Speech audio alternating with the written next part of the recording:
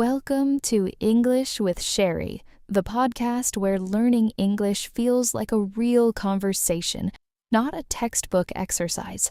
I'm your host, Cheri, and today we have a really good episode lined up for you. Yeah, a really good one. I'm Nick, the co-host, and okay, I have to be honest. Today's topic is something I actually struggled with myself when I started learning English. Right, and that topic is, how do you start a conversation in English? So simple, so important, and yet so scary sometimes, you know? So scary. I remember the first time I had to talk to a native English speaker, and I froze. I had no idea what to say. Like my brain just stopped working. You froze. That is so relatable. Especially at the A1 or A2 level, you study grammar, practice vocabulary, but then a real person is right in front of you and your brain just goes blank. That's honestly so accurate. I think everyone who's learned a second language has had that exact moment. So today we are going to fix that. We'll cover real phrases, real examples, and real tips. And we'll practice together so that by the end of this episode, you feel so much more confident. Ready? Ready. And the great thing is, these phrases are not complicated. You really don't need to be fluent to use them. Not at all. Okay, so let's get into it. The very first thing you need before any conversation can begin is a greeting. In English, there are a few different ways to say hello, and they don't all carry the same energy. Different energy, yeah. Like hello feels very formal to me. Is that right? Exactly. Hello is more formal. Use it at work, on the phone, or in professional situations. With a friend or someone your age, hey or hi feels much more natural and warm. Hey feels so casual. I love it. So, hi and hey for friends, hello for more formal moments. Got it. Right, and then there's how are you, which is actually more of a greeting than a real question in a lot of everyday situations. And I think this confuses a lot of learners. Wait. What do you mean it's not a real question? Like, if someone asks, how are you, they don't actually want to know how I am. Well, it depends on the situation. If a cashier says, how are you, they're being friendly, but they're not expecting a long answer. It's more of a social ritual. A social ritual. Okay, that actually makes a lot of sense. So, what do I say when someone asks, how are you? Just say something short and positive. I'm good, thanks. How about you? That's it. Or, I'm doing well, and you? Both are very natural, and just like that, you're already in a conversation. Oh, that's so much easier than I thought. I was definitely overthinking it. The confusion, yes, now you know why. So to recap, hi, hey, hello, how are you, and I'm good thanks, how about you, these are your go-to greetings. Go-to greetings. I love that. Okay, so we've said hello. Now what? What do I actually say next? Right. After the greeting, there's this little silence, and your brain goes, okay, now what? The number one never fail topic for starting a conversation in English is the weather. The weather. I've heard this. English speakers really do love talking about the weather, right? We do, and it sounds boring, right? But weather is perfect because everyone experiences it, it's totally neutral, nobody gets offended, and it's easy to comment on. You can always find something to say. Okay, so what are some actual phrases I can use? Simple ones. Nice day today, isn't it? Can you believe this heat? It's so cold today. Looks like it's going to rain. All very short. No complicated grammar needed. And then the other person responds, and we keep going. Exactly. A mini conversation. You say, nice day today, isn't it? They say, it really is. You add, me too. I heard it's sunny all week. Just like that, conversation started. No stress needed. That's actually really doable. I can do that. I can definitely do that. You can do that. See the pattern. Make an observation. They respond. You add a small detail to keep it going. That's the rhythm of small talk. Observe, agree, add. Observe, agree, add. Got it. Okay, what's next? Another great way to start a conversation is with a compliment. I think this one is underused by English learners because it feels a bit bold, like a risk.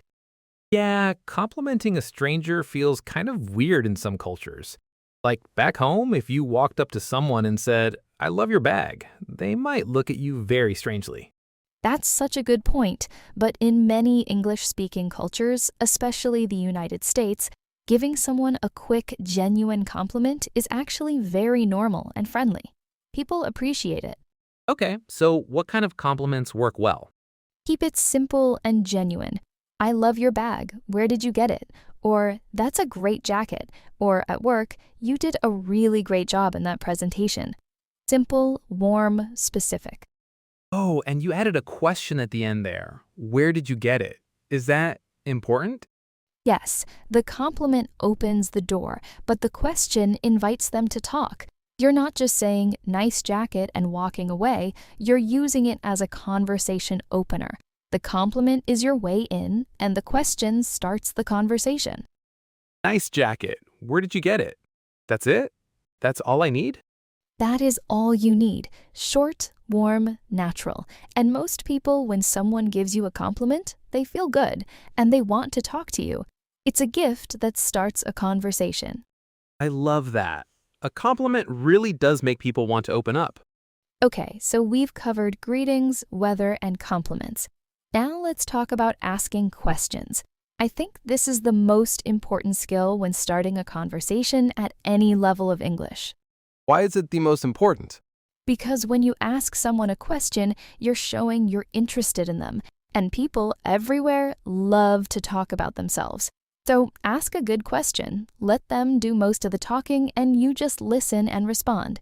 It takes so much pressure off you. Oh, that is such a smart strategy, especially when your English isn't perfect yet.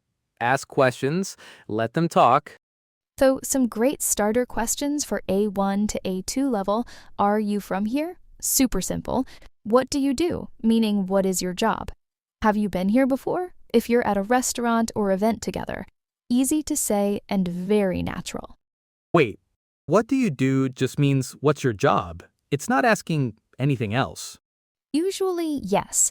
In English, what do you do means what is your job? It's a default question when you meet someone new, one of the first things people ask. Good to know. Context really does change everything in English. After they answer, show interest. Say things like, "Oh, that's interesting," or "Really? Tell me more," or "I didn't know that." These are what I like to call conversation continuers.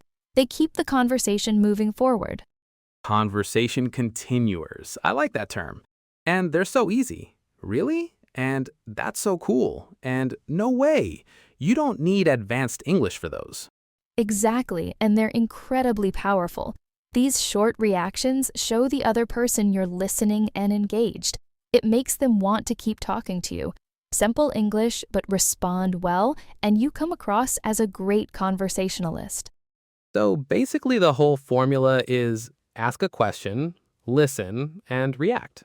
That's it. Ask, listen, react. In English, those small reaction words are really important. They make you sound natural, warm, and engaged. So practice them as much as you practice your vocabulary. I'm going to write that on a sticky note and put it on my wall. Good. Okay, let's put all of this together. Vic, I want to do a little practice dialogue. You're waiting in line at a coffee shop, and I'm the person standing next to you. We've never met. Ready? Ready. Okay, let's do it. Hey, Hey, hi. pretty busy in here today, right? Oh, I know. I've been waiting for like 10 minutes, but the coffee here is totally worth it, I think. Yeah, totally. Is this your usual place? Yeah, actually, I come here pretty often. What about you? First time? Yeah, my first time. Someone at work recommended it. Oh, nice. Well, you have to try the cold brew. It's really, really good. Trust me on that one. Oh, yeah? Good to know. Thanks so much. Of course, enjoy your coffee. You too. And scene. Nick started with an observation. Pretty busy in here today, right? I agreed and added a detail. Nick asked a question to show interest. We exchanged info, gave a recommendation, and ended warmly. Short, friendly, totally natural. And it felt so natural. I wasn't even nervous doing that just now. It kind of just flowed. When you have a framework for how conversations start, it stops feeling like something you figure out on the spot. You already know the moves, so your brain can relax. That actually takes so much pressure off. It's not guesswork anymore. You just follow the map. Every time you listen, every time you try a phrase, you're getting closer. Progress happens even when it doesn't feel that way.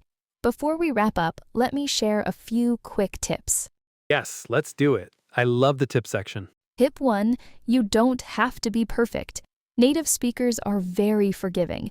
If you make a small grammar mistake, and you will, we all do, they'll almost always understand you anyway, and they appreciate that you're trying.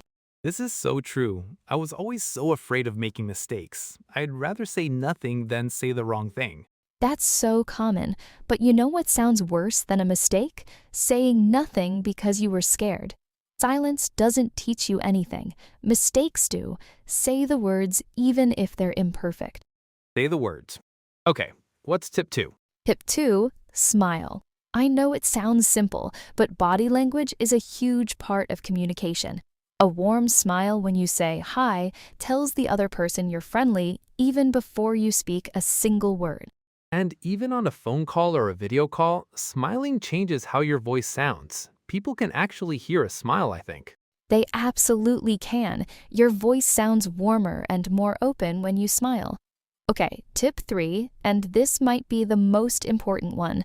Listen more than you talk, especially at the beginning of a conversation. Oh, I need to hear this. I always feel like I have to keep talking, otherwise the conversation will die. Most people feel that way, but really listening, being present, using those reaction words, nodding, builds connection faster than talking does. People don't care how much you know until they know how much you care. Listening shows you care.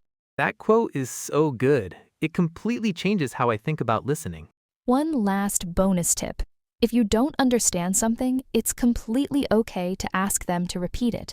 Say, sorry, could you say that again? Or, sorry, I didn't catch that.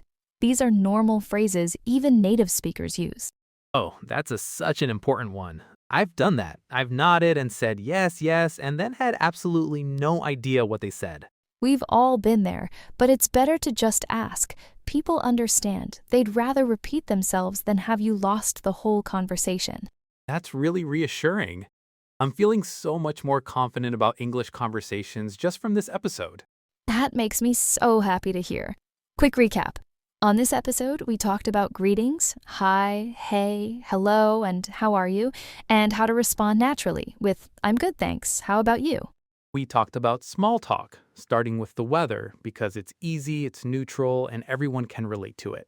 We talked about using compliments as conversation openers. Short, genuine, and always followed up with a question to invite the other person to talk. We went over how to ask questions and use short reactions. Things like, really, and that's so interesting, and tell me more, to keep the conversation going without needing complex English. We did a full practice dialogue at the coffee shop, which showed that a real natural conversation can be very simple, just short, friendly exchanges back and forth. And we ended with some great tips.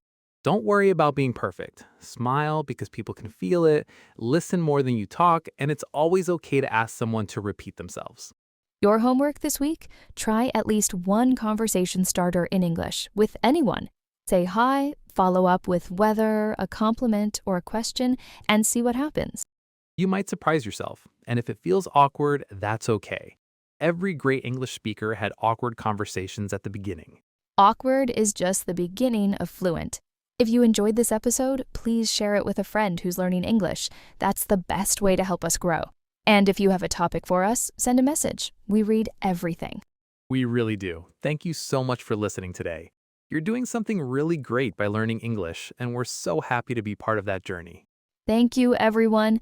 We'll see you next time on English with Cheri. Keep practicing, keep going, and remember, every conversation starts with just one word. So, say it. See you next time. Good luck out there, everyone.